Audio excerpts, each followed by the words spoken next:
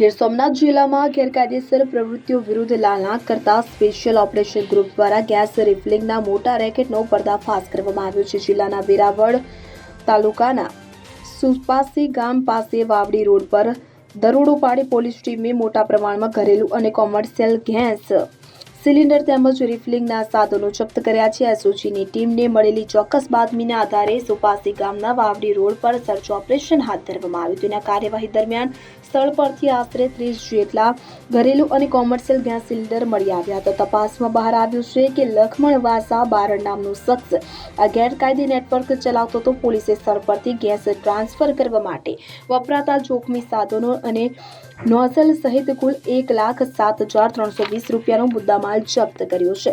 જપ્ત કરાયેલ મુદ્દામાલ મામલતદારને સોંપી પુરવઠા વિભાગને જાણ કરવામાં આવી હતી। ત્યારે પુરવઠા વિભાગે આ મામલે આવશ્યક ચીજવસ્તુ ધારા હેઠળ કાયદેસરની તપાસ અને કાર્યવાહી શરૂ કરી છે। આ ઘટનાએ જિલ્લામાં ગેસના કાળા બજારના નેટવર્કની સક્રિયતા ફરી એકવાર સાબિત કરી છે। પોલીસ અને વહીવટીતંત્ર દ્વારા આગામી દિવસોમાં અન્ય સ્થળોએ પણ તપાસ તેજ કરવામાં આવે તેવી શક્યતા છે।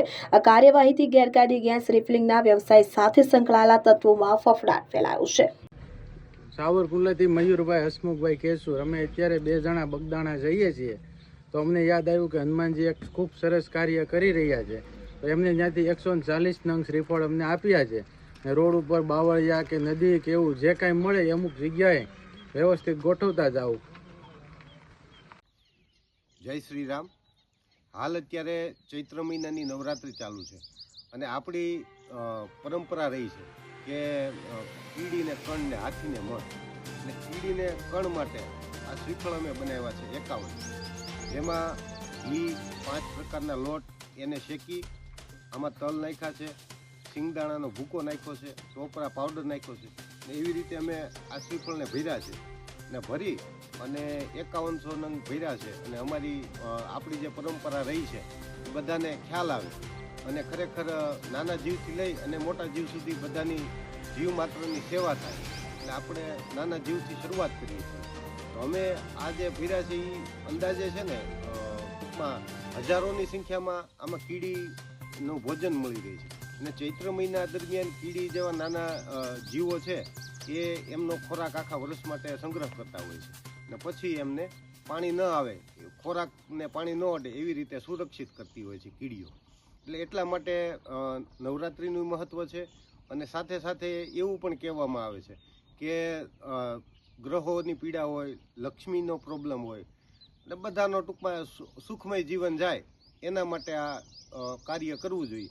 અને આપણા પૂર્વજો એ બધા આ સેવા કાર્ય નાના કરી અને ખ્યાલ નહોતો આવતો ઘણા લોકોને, પણ સત્કાર્યો થતા હતા એટલા માટે યુદ્ધ જેવી સ્થિતિઓ નહોતી થતી, ક્લાઇમેટ ચેન્જ જેવું વાતાવરણ પણ નહોતું બનતું। અને અત્યારે હાલ જોઈએ તો આ જ બધી જ વસ્તુઓ આ નાની એવી પહેલ છે એટલે બધાએ નવરાત્રિ દરમિયાન અથવા ચૈત્ર મહિના દરમિયાન કીડી સંગ્રહ કરતી હોય અને કીડી જે જીવ છે એ ઇકોસિસ્ટમનો ભાગ છે। કીડી એનો દર નીચે સુધી કરતી હોય છે એટલા માટે પાણી ઉતારે છે કીડી અને ખોરાક એનો સંગ્રહ થાય એટલે એ અંદર સુધી ડીપ સુધી જાય અને ચોમાસામાં જ્યારે વરસાદ આવે ત્યારે જમીનમાં પાણી ઉતરતું હોય છે। અને પ્રદીપ નિંબાર્ક સાથે CN24 ન્યૂઝ વેરાવળ। હવે જુઓ દેશ દુનિયાની તમામ ખબરો તમારી આંગળીના ટેરવે। ઉઠાવો મોબાઈલ અને Google Play Store પરથી ડાઉનલોડ કરો અમારી CN24 ન્યૂઝ મોબાઈલ એપ।